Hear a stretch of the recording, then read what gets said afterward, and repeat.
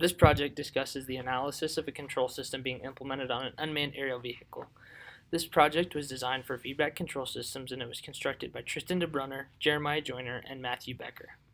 To first talk about the system, we wanted to implement a control system on something like a quadcopter to better control the height of the system output. This system can be modeled as a simple mast with a damper to represent the air resistance of the system. This system is still subject to the force of gravity, and something like the propellers on this quadcopter that you can see results in the thrust force pushing the system upward. Here we have the step response of the open loop system without any feedback or controls. One of the problems that we have with this system is that it has an infinite steady state error, and so as a result we need to implement a controller to make the system more responsive. Alright, these slides show the Bode diagram as well as the root locus for the open loop system. As you can see from the root locus, the system is stable, it does not cross the g-omega axis, and as you can see from the Bode diagram, the phase margin is quite large. But we did want to add a P controller to the system, which is shown in these two graphs.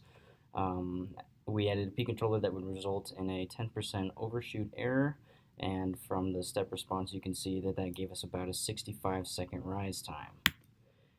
This is basically just a Simulink verification of the previous step response graph.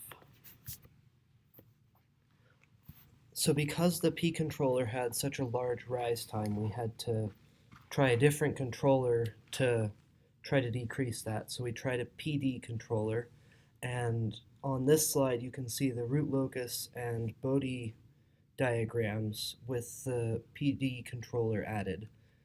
And so you can see we have a phase margin of almost 90 degrees and a gain margin that's infinity because the phase angle never crosses negative 180 degrees.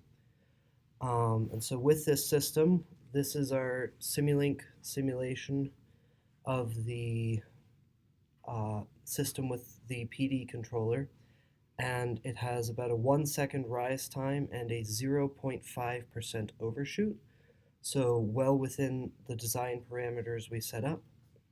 And then based on the phase margin in the last slide, we predicted a 0.73 second delay, and so to test that we added a 0.7 second delay in Simulink, and as you can see the control is highly oscillatory, but it is still stable.